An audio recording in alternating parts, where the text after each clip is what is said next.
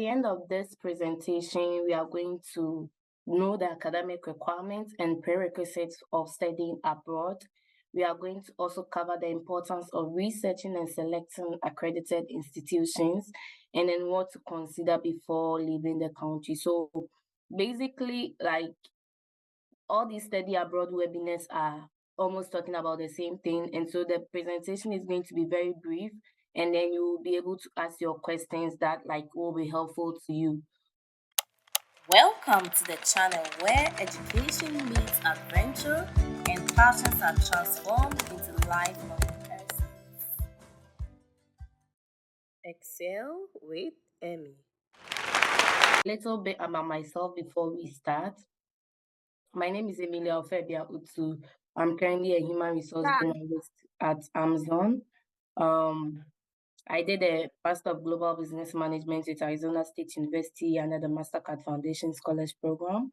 I currently earn my certification in Human Resource Management, and then I'm also into content creation, like helping people study abroad, like sharing opportunities on WhatsApp and all of that. So that's a little bit about myself. So academic requirements and the prerequisites of studying abroad. So first of all, let's talk about the academic requirements. First of all, I would say good grades, which also let me state that academic requirements of studying abroad can vary significantly from country, the school, the institution, the college, the program you are even interested in studying. So these are the things that come to play for the academic requirements, but then there are things that run through like generally. So we are going to look at those things real quickly.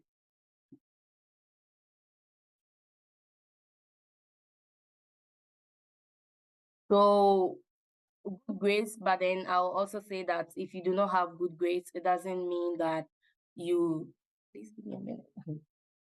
Yeah, if you do not have good grades, it doesn't mean that you cannot study abroad. It just means that you have to put in a little more effort to be able to get your application through. And admission is very easy to get, but then funding, you have to put in a little more effort to get the applications through and get funding. And then transcripts, we have evaluated transcripts and academic records. So what is an evaluated transcript? An evaluated transcript is an international standard transcript. So let's say you graduated from Kenya C or Legon UCC. The transcript you have is more recognized in Ghana. And so most of these schools abroad will require an evaluated transcript because of that international standard. So basically that's the evaluated transcript. And then we do have standardized tests, which is like graduate programs for standardized tests from graduate programs. And then we have the English proficiency or the IELTS. So someone will ask that we do say that you need standardized tests. We do say that you need the English proficiency. What is actually the difference between standardized tests and then the English proficiency? So I don't want this to be the study abroad webinar where we just come to talk and we don't talk about the differences. So on this slide, if you don't take anything away at all, I want you to know that the standardized test is different from the English proficiency. And what is the difference? So the IELTS stands for the International English Language Testing System, and the TOEFL is a test of English as a foreign language. So if you listen to the names, you know that they are geared towards one part. The standardized tests are used to assess academic knowledge and general skills, whereas English proficiency tests are focused on assessing an individual's ability to use the English language. So both type of tests may be required in different contexts, such as the university admissions. Maybe when you're applying for scholarship, they'll either ask for the standardized test or the English proficiency, or even on employment opportunity in the school, like when you need graduate assistantship, that will waive your academic tuition. So depending on the specific requirements of the institution or organization, then they will require this document. So before you start your study abroad process, if you do not have any of this, then you want to look at schools that have waived these options. So you know that there are lots of links going around. GRE waived, TOEFL waived. So if you don't have these tests, then you want to focus on those schools. And so also I'm going to talk about prerequisites. When we say something is a prerequisite, it's something you should have for another thing to go through or to be able to be complete. Under the three prerequisites, I'm going to divide them into three things. So it means that these three categories of things, if you do not have them, you cannot successfully complete your study abroad process. One is a personal statement. The two is the statement of purpose. We have recommendation letters, modified resume. So I'm sure Lady Edna mentioned that you guys have done a resume. Most of us in Ghana, and like we are all included, before we came to abroad, our resumes looked so hollow that when we needed to apply for schools, we needed to revamp our resume. So you want to make sure that when you are starting the study abroad process, you have made someone go through your resume for you and done a review to make sure that at least it's meeting a certain standard. Recommendation letters, typically you can request for it from your lecturers, your religious leaders, your employers, past employers. So recommendation letters is one thing that really delays the whole study abroad process because you are working with someone's time. Now, how do you go about this? Now, there are a lot of AI tools that can write recommendation letters about yourself so much so that they can even write it more than these people that we are requesting the recommendation letters from. So you can reach out to the professors or religious leaders, tell them, like, you write a nice message about yourself, you need recommendation letters. Please find attach a template of a recommendation letter to save you some time. So that way the person is not thinking about how I can write a recommendation letter and they can give you up to a month to delay your process. But once you have attached a template to this, it helps make the process faster because then they just need to make it suit how they would write a recommendation letter. And so that's it for recommendation letters to speed up the process. I'm going to talk a little bit about personal statements and statements of purpose in a little while. And so travel, you need a valid passport that is that will not expire in the next 6 months. And then financial, unfortunately, most of us are traveling because we do not have the financial capabilities. But then the financial thing, it comes to play. You need to be financially prepared, and then because you are going to pay, please mute yourself if you just joined. Yeah, thank you.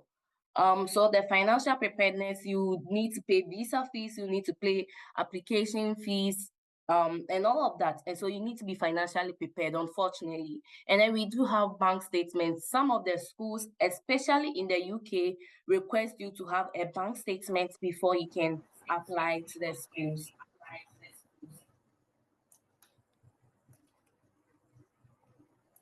And so what is the difference between a personal statement and a statement of purpose? I'm sure that most of us use it interchangeably, but there is a slight difference. And so on this slide, if you don't take anything away, you want to know that there is a slight difference between a personal statement and a statement of purpose. In summary, the main difference between a personal statement and a statement of purpose lies in their focus and their purpose. A personal statement is more open-minded, allowing applicants to share their personal experiences, their interests, their motivations, and it has a broader application range, right? In contrast, a statement of purpose is a focused essay in academic and professional context, specifically outlining an applicant's academic and career goals, qualifications, and how they align with a particular program or job. So from what I read, you can use one personal statement to apply for 5 schools, 5 programs. You cannot use the same statement of purpose to apply to 5 schools, 5 programs, because the statement of purpose is tailored to the program which you are applying to, but the personal statement is more about yourself.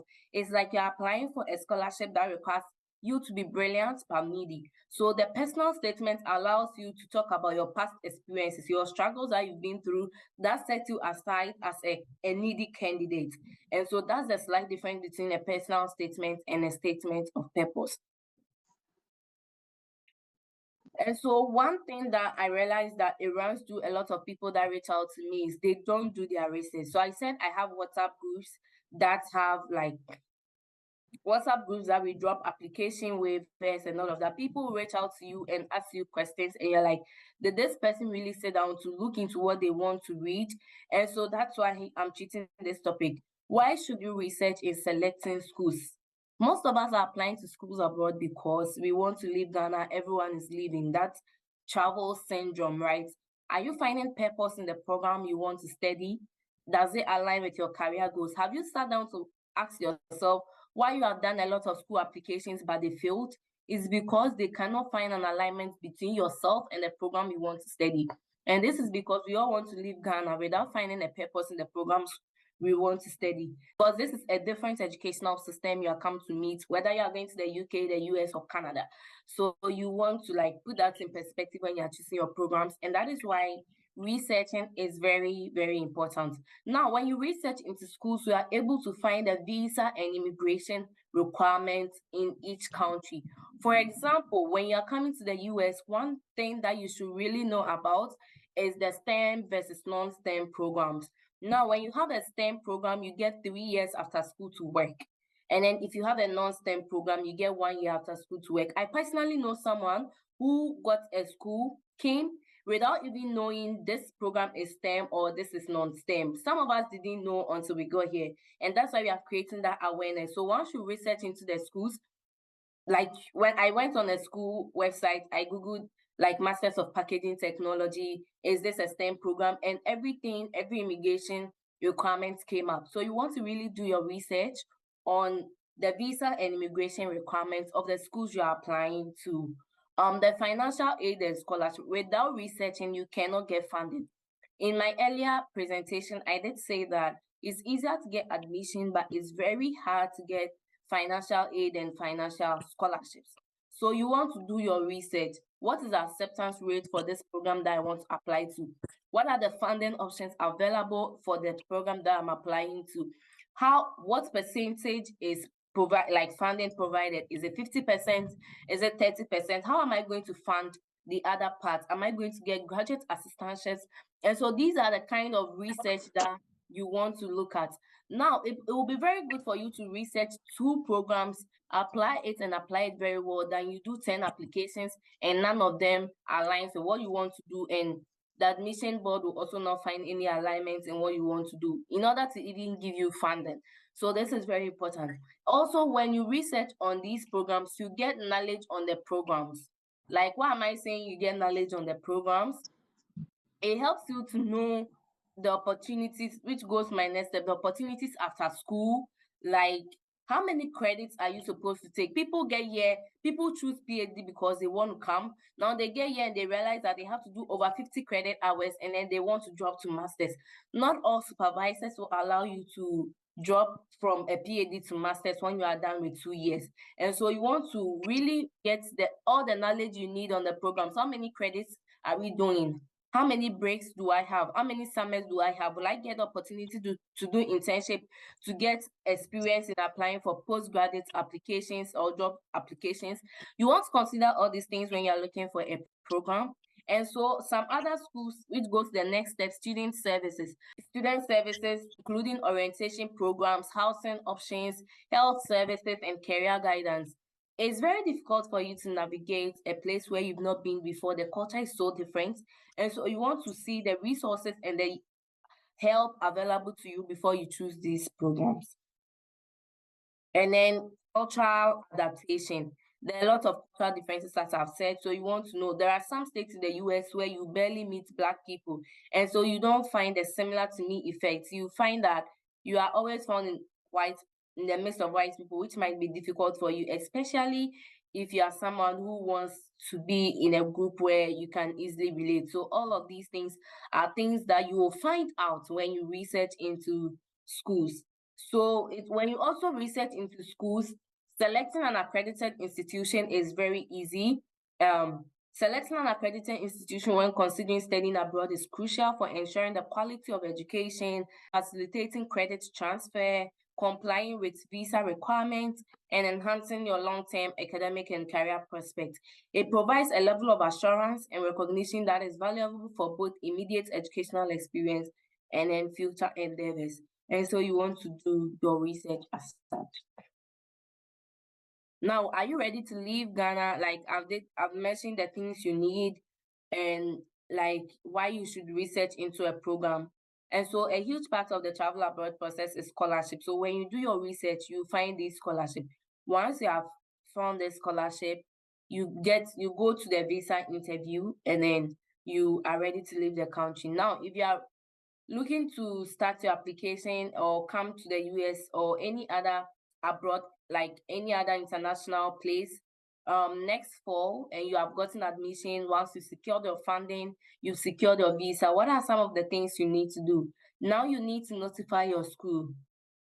Some of these schools have like transportation services that will transport students from the airport to the school and all of those services. You want to notify your school that, hey, I've gotten my visa, I'm expected to come to the US on this date, so that they are able to offer you the helping hand, because when you are coming, you don't have that much money to be doing Uber and late, or if you don't have friends around. Now you want to contact the International Student Service Office. Now, the International Student Office is your friend when you're an international student, even when you're doing your applications. If there is anything about this non-STEM, STEM, immigration requirements, you want to reach out to the International Student Office for more information. Those information are undiluted and they are very accurate. So you want to reach out to them.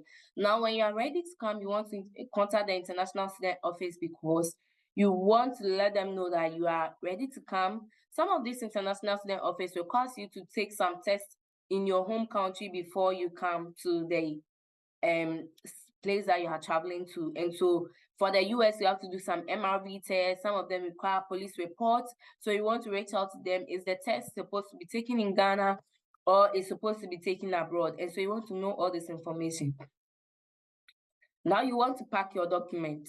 When you are ready to pack your document, when you go for the visa interview, you don't unpack the clear bag or the file that you went for the visa interview with. Most likely this contains your financial documents. This contains your document that will help you I-20 port at the port of entry. So you don't want to touch this bag when you have come back from the visa interview and you have been approved. You want to keep it as such and keep it in your carry-on bag when you are ready to travel. Now, accommodation is a very very high importance, because once you have secured your visa, make sure you do secure your accommodation very fast. Last semester, when people were coming, I had someone reach out to me, hey, do you know anyone in Ohio?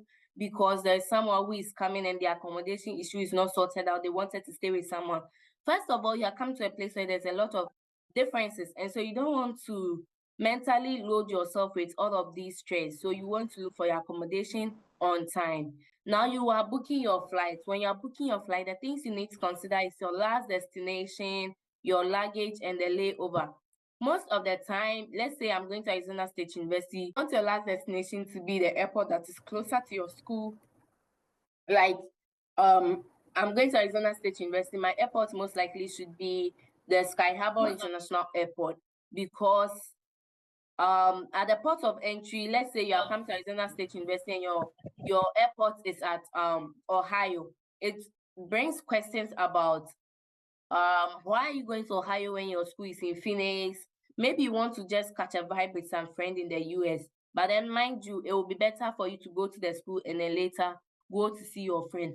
And your luggage, because when you are booking the flight, you are very cost conscious. We most of the time don't check the flight tickets and the price.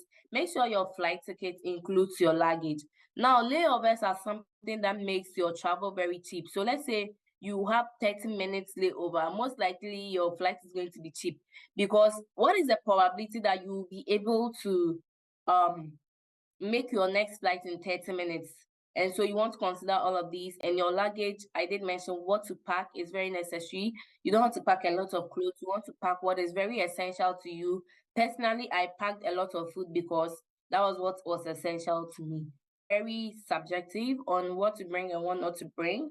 But then I would advise that you pack less clothes, bring a lot of food, and then all the things that are important to you, you want to pack them. So I think that's the end of like the basic overview of the application process. You first need to be prepared, prerequisite for applying. When you have done when you have the prerequisite, then you do your research. In your research, you get the funding. which is a very huge part of the travel abroad process. The only part I did not touch about is the visa application process because that's also like a huge topic on its own. And so now we will allow for questions, and if you have any questions, we can address it now. Hello. Hi. Yes. So I have a question regarding those that would want to go and do their undergrad. Is it easy for you to get a fully funded scholarship, as in you going to do your undergrad abroad? So for the undergrad, it becomes easy for you to come and do your undergrad and get funding when you write the standardized test and then the English proficiency. I recently applied to one university abroad there, Wingate University. I'm sure you know it, right? Then they gave me a scholarship. I applied to go and do undergrad there. But I'm currently at KNUST reading accounting and finance. So they gave me a scholarship, $27,000, but the rest, it was just something huge. So I don't know, maybe like if I'm to take that offer, like will I have the chances to probably get a scholarship there, or maybe this weekend, steady kind of thing? Okay. So what was the deficit on the I-20? Um, 20,000, is it $13,000? Yes. So $13,000, maybe the other options available to you is student loans because the school already gave you like some scholarship. So you want to consider student loans. And then if you have a student loan if you are going for student loan, then you have to find what to say at the visa interview that will let your visa be granted. Because when you go to the visa interview, we are supposed to prove our strong ties to our home country and then tell the visa officer that you are willing or you will come back to your home country. Now, let's say you have a 13,000 student loan. How Okay. $13,000? How are you going to Yes. come back to Ghana? What job are you going to do to make sure that this loan is paid off? And so most of the time, people go with student loans and their visa is denied. So you have to really find what you are saying. Is there a relative that is willing to support you? Do you have financial statement to back the deficits that you have? The other options is applying for graduate assistantships. So undergraduates, I know there will be teaching assistantships. So when you get the teaching assistantship, it will be able to waive the rest of your deficit, especially if the scholarship was not given from that angle of the school. So that's another option that is available to you. But I will not advise that you come here and think that it worked for someone. Someone had zero funding. He came here, now he's got funding because he got a professor to support them. But like I did said, someone also came, she never got any help and she had to go back home. She was in school, so she didn't want to miss her undergraduate that she had already started in Ghana. So she had to move back really fast. So are you willing to toggle those like inconsistencies and uncertainties? Once you have that figured out, No. I think, yeah. Okay. Yes, and also to the postgraduates, um, is it advisable to write a GRE or GMAT as a business student? So I would say that if you have the chance, you have the financial resources, you should write it. It's a little bit Okay. hard for you to get scholarships in the business field, right? So in all honesty, it will be very good for you Okay. to write it because so I said admission is very Okay. easy to get, but funding because like a lot of people want this opportunity. So if you have the chance and you can write it, you should write it. But also there are other schools that have waived these exams and tests completely. So then you can also look at those schools. Okay. So mind you, if these schools have waived it, imagine the number of people that do not want to write these tests because of the financial stuff, the time involved. Influx of people from Yeah. all over the world are fighting for these opportunities. What is your what is your chance of getting it? What is the probability that you get it? But then if you have the GRE, if you have the GMAT, once they require it, you just bring it and you are good to go. So yes, Okay. So thank you very much for know, those insightful answers. you're welcome. Emilia, there is a question in the chat from Daniel.